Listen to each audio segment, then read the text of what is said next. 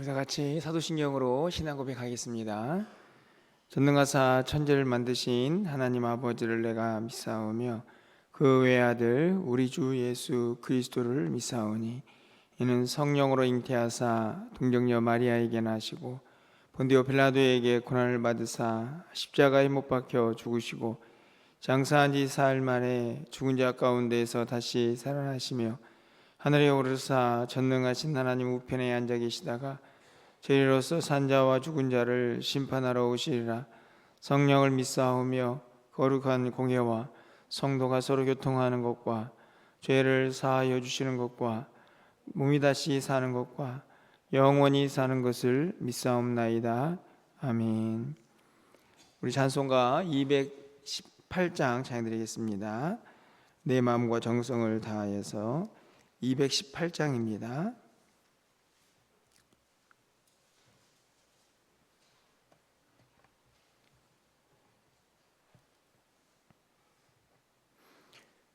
내 마음과 정성을 다하여서 주 너의 하나님을 사랑하라.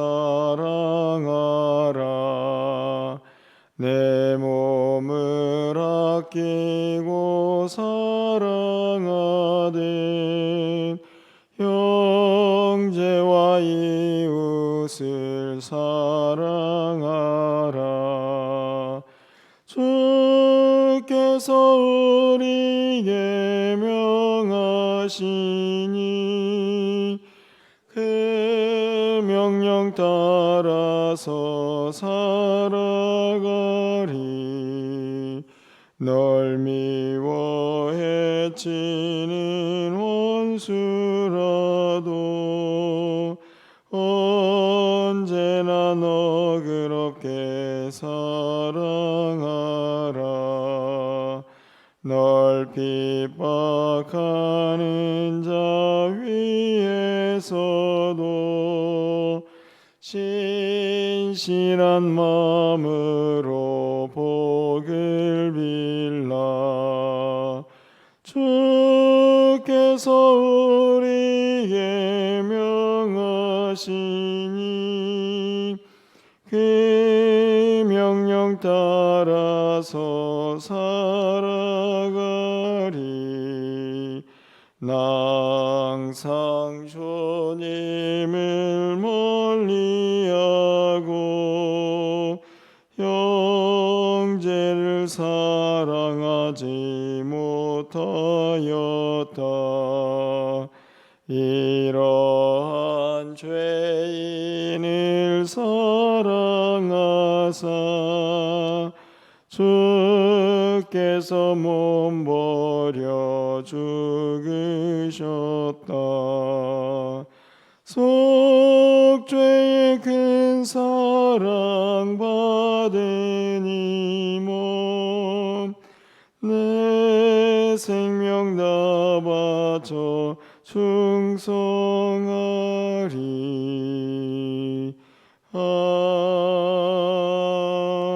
아멘. 오늘 하나님 말씀은 빌립보서 1장 27절에서 2장 4절까지 말씀입니다. 신약성경 319쪽에 있습니다. 빌립보서 1장 27절에서 2장 4절까지 교독하고 마지막 4절은 함께 읽겠습니다. 오직 너희는 그리스도의 복음에 합당하게 생활하라. 이는 내가 너희에게 가보나 떠나 있으나 너희가 한 마음으로 서서 한 뜻으로 복음의 신앙을 위하여 협력하는 것과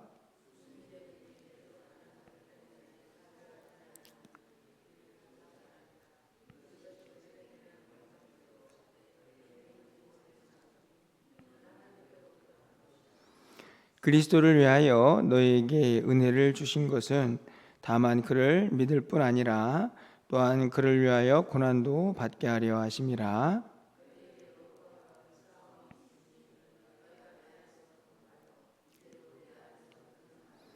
그러므로 그리스도 안에 무슨 권면이나 사랑에 무슨 위로나 성령에 무슨 교제나 긍휼이나 자비가 있거든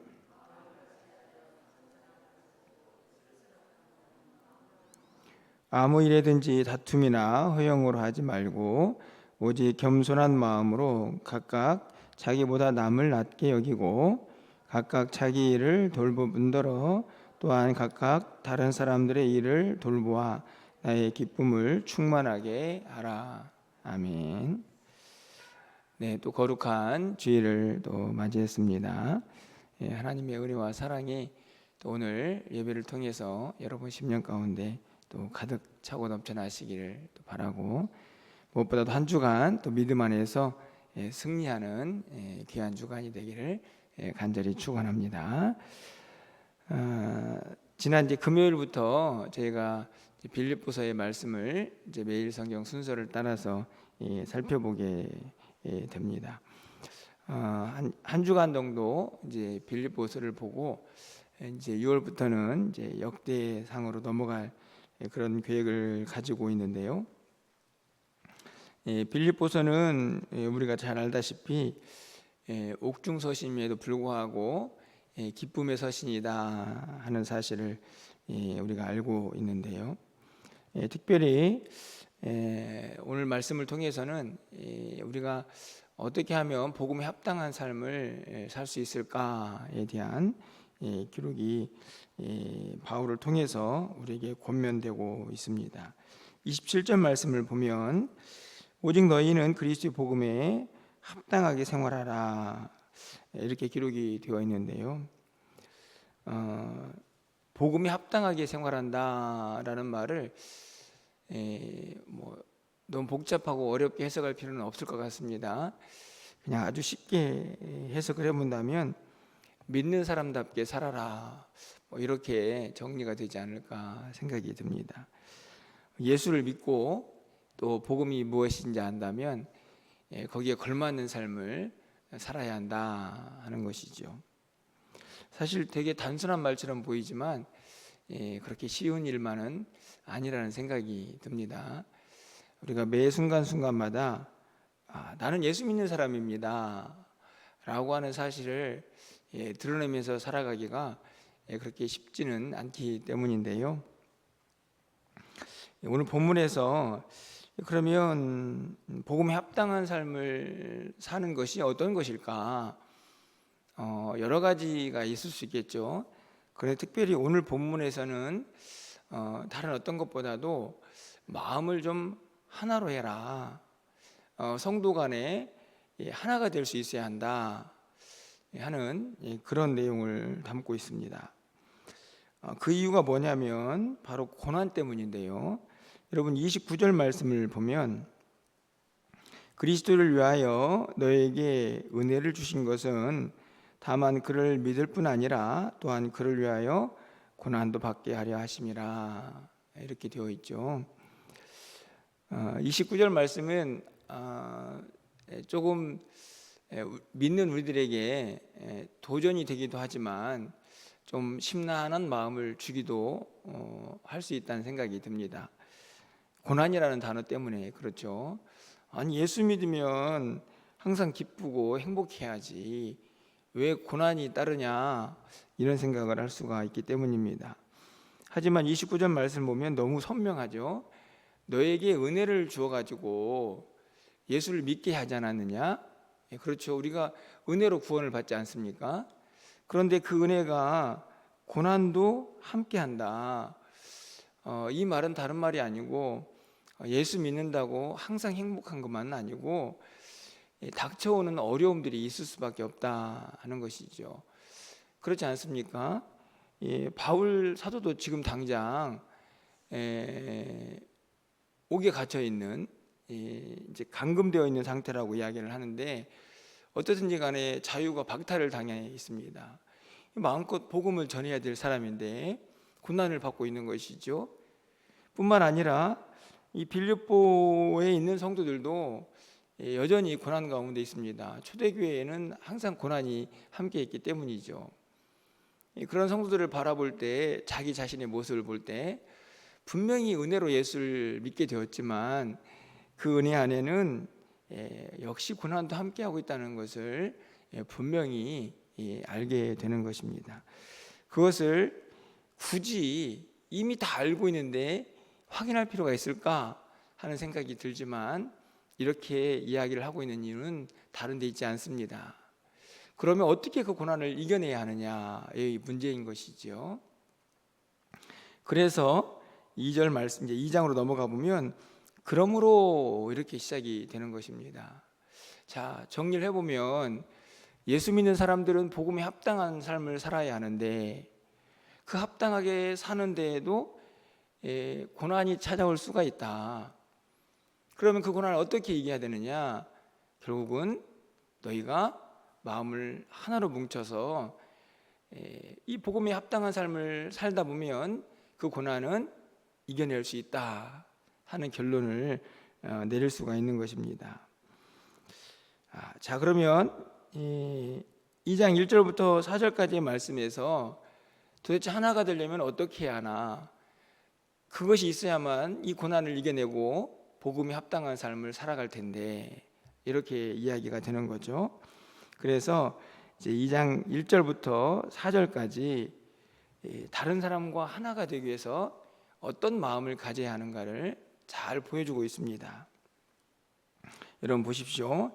1절 말씀을 보면, 자, 그러므로 그리스도 안에 무슨 권면이나 사랑에 무슨 위로나 성령의 무슨 교제나 긍휼이나 자비가 있거든.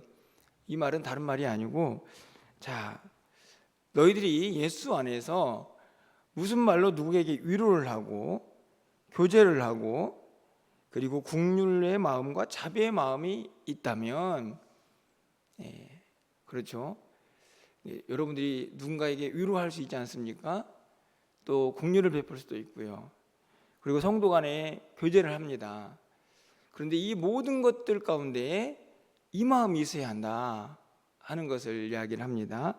자, 2절부터 4절까지 세 가지 마음인데, 뭐 다른 마음은 아니지만 한 절씩 보겠습니다. 2절 말씀을 보면 마음을 같이하여 같은 사랑을 가지고 뜻을 합하여 한 마음을 품어라. 첫 번째죠. 여러분, 품다라는 말 아시죠? 품다. 저는 개인적으로 참 좋아하는 말인데, 품다라는 말은 어떤 말일까요? 여기서 품이라는 단어는 우리가 알고 있는 이 가슴의 한 부분이죠. 그러니까 품다라는 말은 가슴을 맞대어서 누군가를 안는 상태라고 할 수 있습니다. 그런데 그것이 무엇이냐면 다른 사람의 마음이죠. 마음을 품어야 하니까. 여러분 어떠신가요? 이 모습이 쉽습니까? 내 마음 하나도 건사하기 힘든데 다른 사람 마음을 품는다. 참 쉽지 않은 이야기지만, 이 마음은 성도가 마땅히 간직해야 될 마음이기도 합니다. 항상 자기중심적이고 내 고집만 있는 게 아니고 다른 사람의 마음을 품고 그 사람을 생각할 수 있어야 한다 하는 것이죠. 이 품는다는 단어가 얼마나 멋진 단어인지 우리는 내일 살펴보겠지만 5절에서도 그것을 알 수 있습니다. 너희 마음에 이 마음을 품어라. 그렇죠? 너희 안에 이 마음을 품어라. 자, 이번에는 누구의 마음을 품어야 하느냐? 예수님의 마음을 품어야 합니다. 그러니까 이 품다라는 단어가 얼마나 멋진 단어입니까? 그런데 2절에서는 예수님의 마음을 품기도 전에 누구의 마음을 품어야 하느냐? 다른 사람의 마음, 다른 성도의 마음. 물론 이미 예수님이 품에 와 있지만 그 마음 속에 다른 사람의 마음도 품을 수 있어야 한다 하는 게 첫 번째, 하나가 되기 위한 조건입니다. 두 번째로는 3절이죠. 아무 일에든지 다툼이나 허영으로 하지 말고 오직 겸손한 마음, 겸손한 마음 가져라. 그렇죠? 당연합니다. 저는 다르지 않다고 봅니다. 겸손한 마음이 있어야 다른 사람 마음 품죠. 내 고집, 내 생각만 주장해서는 다른 사람의 마음을 절대로 품을 수가 없습니다. 4절 말씀에 보면 각각 자기 일을 돌볼 뿐더러 또한 각각 다른 사람의 일을 돌보아 나의 기쁨을 충만하게 하라, 이렇게 되어 있습니다. 여기 세 번째로 어떤 마음을 품어야 하냐면 다른 사람의 일을 자기보다 먼저 생각하는 마음이죠. 여기서 일이라는 말은 다른 성경에 보면 이익이라 이렇게 번역이 되기도 합니다. 그러니까 네 이익만 생각하지 말고 다른 사람 이익도 좀 생각해라, 이렇게 권면을 하는 것이죠. 여러분 2절, 3절, 4절은 조금씩 표현은 다르지만 결국 같은 의미입니다. 한 마음 품어라. 그러기 위해서는 너 낮아져야 하고 겸손해야 하고 네 일만 생각하지 말고 좀 다른 사람 일도 생각해야 한다. 그래야만 하나가 될 수 있다 하는 것이고, 그래야만 이 영적인 싸움에서 고난이 임할 수도 있는 상황에서도 너희가 넉넉히 이겨낼 수 있다 하는 그런 권면을 하고 있는 것이죠. 저는 이 모든 권면에서 끝부분에 있는 이 4절 끝부분에 이 문장을 좀 마음속에 좀 새겨보게 됩니다. 뭐라고 나왔냐면 나의 기쁨을 충만하게 하라. 굉장히 교만한 말처럼 보입니다. 여기서 나는 누구입니까? 지금 편지를 쓰고 있는 바울 사도죠. 야, 너희가 좀 마음을 품고 겸손하고 다른 사람 일도 좀 돌보면서 내가 그런 모습 보면 나 기쁨이 충만하겠다, 이렇게 말을 하고 있는데요. 제가 이 나의 기쁨을 충만하게 하라 하는 이 말을 마음속에 새기는 이유는 바로 이것이 주님의 마음이기 때문이다 생각합니다. 여러분, 주님이 성도들이 어떤 모습으로 신앙생활하는 것을 가장 행복해 하실까, 좋아하실까, 기뻐하실까 생각해 보면 이것은 다른 것이 아니고 분열되지 않고 하나가 되어서 어떤 고난이 닥쳐와도 넉넉히 이겨내는 모습이 아닐까 생각이 듭니다. 우리 안에는 여전히 죄악 많은 세상을 살고 있고 또 우리 안에도 죄악된 본성이 있기 때문에 이런저런 고난이 이제 끊임없이 계속됩니다. 하지만 감사한 것은 우리가 이 고난을 이겨낼 수 있는 귀한 믿음의 동역자들이 있다 하는 것이죠. 바울 사도는 그것을 너무나 잘 알고 있었고 그렇기 때문에 성도들에게 권면합니다. 하나가 되어야 한다. 한 마음 품고 열심히 싸워 이겨내라, 이렇게 권면을 하고 있는 것입니다. 나 그 모습 보면 너무 행복할 것이다. 여기서도 기쁨이라는 단어가 나오지 않습니까? 지금 자신은 복음 전하다가 이렇게 어려움을 당하고 있는데도 불구하고 이 믿는 자들이 하나가 되어서 고난을 이겨내는 모습을 보면 나는 참 행복하겠다, 이렇게 고백을 하고 있는 것이죠. 여러분, 어떻게 보면은 그냥 한 사람의 권면처럼 보여지는 이 말씀이 아까도 말씀을 드렸지만 저는 주님의 마음이라고 생각합니다. 믿는 자들이 이 땅에서 좀 하나가 되어서 넉넉히 이 고난을 이겨내면서 그 모습이 우리 주님의 기쁨이 되어야 한다 하는 것이죠. 저는 단순히 그것이 주님의 기쁨만은 아니고 우리 모두의 기쁨이 될 것이라 확신합니다. 여러분, 그렇지 않습니까? 여러분 주변에 사랑하는 성도들이 어떤 고난도 마음을 모아서 함께 이겨내는 모습을 보고 여러분의 자녀들도 그런 신앙생활을 하고 있는 것을 보면 우리가 얼마나 행복하겠습니까? 또 얼마나 마음이 든든하겠습니까? 그런 모습들이 우리 안에서 가득할 때 그것이 우리에게 큰 힘이고 능력이고 또한 기쁨이 될 줄 믿습니다. 여러분, 또 이 한 주간 또 우리가 참 어려운 세상에서 살게 될 텐데 간절히 바라기는 우리가 온 마음으로 하나가 되어서 우리 주님도 기쁘게 하고 우리 성도님들도 기쁘게 하고 우리 공동체도 기쁘고 무엇보다도 우리의 심령이 주님의 기쁨으로 충만한 또 오늘 하루와 한 주간을 살아낼 수 있기를 주님의 이름으로 간절히 축원합니다. 기도하겠습니다. 사랑의 하나님, 우리가 은혜로 구원을 받고 예수 그리스도를 믿고 있음에 감사를 드립니다. 하지만 그렇게 은혜로 구원을 받은 우리들도 어쩔 수 없이 이 세상의 고난과 대면할 수밖에 없음을 우리 모두가 잘 알고 있습니다.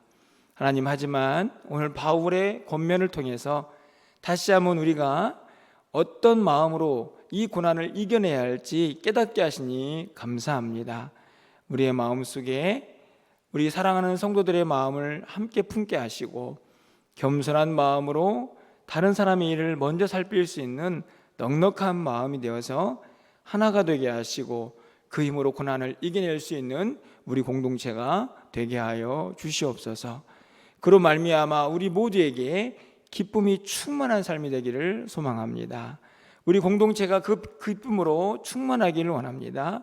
그리고 그 모든 모습이 우리 주님의 기쁨이 되기를 간절히 소망합니다.